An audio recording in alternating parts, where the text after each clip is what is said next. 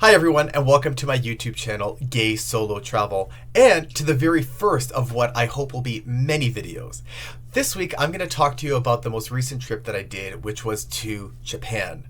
Now, Japan is a country that I have been fascinated with for such a long time. It's a country that I've wanted to visit ever since I was a kid. I am a Nintendo boy at heart. I had a Nintendo when I was 3 years old after begging and pleading with my parents to buy me one, as well as a number of expensive video games, and I have had every single generation of Nintendo up into including the Nintendo Switch. Fan of Mario, fan of Zelda. I also enjoy Japanese anime. So Japan is a country whose culture and whose technology and products I have utilized and I have consumed for a very long time, almost my entire life, really. And I was so excited when Japan decided to open up its borders this past year after the COVID-19 crisis. Subsided, globally, and hopefully will be coming back. And so Japan was one of the first destinations that I set my mind to. With this video, I want to give you some advice, some things to think about, before you go to Japan, a couple of my, observations about, Japan, just so you could be a little more prepared for when you go there, as well as a brief overview of the cities that I visited. So to put this video into context, I'm a Toronto-based individual, and I flew from Toronto to Los Angeles with Air Canada, and then from Los Angeles to Tokyo to Narita Terminal 1. And I did this for two reasons. One, the direct flight with Air Canada from Toronto was, I think, $2,200, $2,250, which was pretty expensive. And the flight that I ended up booking with Air Canada in combination with Singapore Airlines was only around $1,600. So that's a significant savings.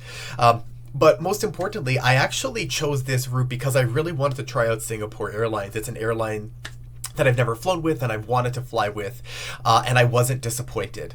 The service is amazing, the food is delicious, you also get free alcohol. Not that that's, the ultimate draw, but it's these little perks and this level of service that really just made flying with them very enjoyable. So I highly recommend, if you have a chance to fly with Singapore Airlines, that you do. One thing to note about this video is that this is the first time that I have ever gone to not only Japan, but the continent of Asia. So keep in mind that the perspective from which I'm approaching this video with is from that of someone who is unfamiliar with the culture and conventions of the country that I'm visiting. So again, if you are like me, you're from North America, and if you haven't been to Japan, some of what I'm offering here are just some observations about the experiences that I had while I was there, and maybe just some of the cultural conventions and things to sort of keep in mind while you're traveling in Japan. One thing I do want to note before we move on also is that because I flew from east to west, I did lose a full day of travel.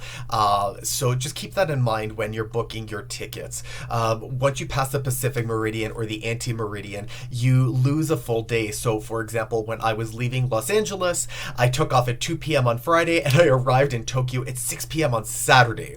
So a full day just completely gone, even though I was in the air for around 11.5 hours or 11 hours. I think the flight was from LA to Tokyo. So that's just a quick, intro to who I am, what I'm hoping to do with this video. And so the way that I plan to sort of move forward from here is to give you a brief overview of some of the things that I noticed about Japan and some things to keep in mind before you go, some things to keep in mind while you're there, and then some suggestions about what to do and maybe what not to do in each of the cities that I visited. So I flew into Tokyo. I was in Tokyo for 6 nights or 5 full days. I then took the train out to Kawaguchiko, the Mount Fuji sort of region. I was there for 2 nights / 2 days or so. Trained it all the way back to Tokyo. I'll talk a little bit about that in the video, about whether that was the best decision or not. And then took the Shinkansen all the way to Kyoto, spent 3 nights in Kyoto, and then took the Shinkansen over to Osaka with a day trip out to Hiroshima, and then the bullet train all the way back to Tokyo to catch my flight back to Canada. So with that, thanks for joining, and I hope you find the rest of the videos as informative, as entertaining as I hope they will be.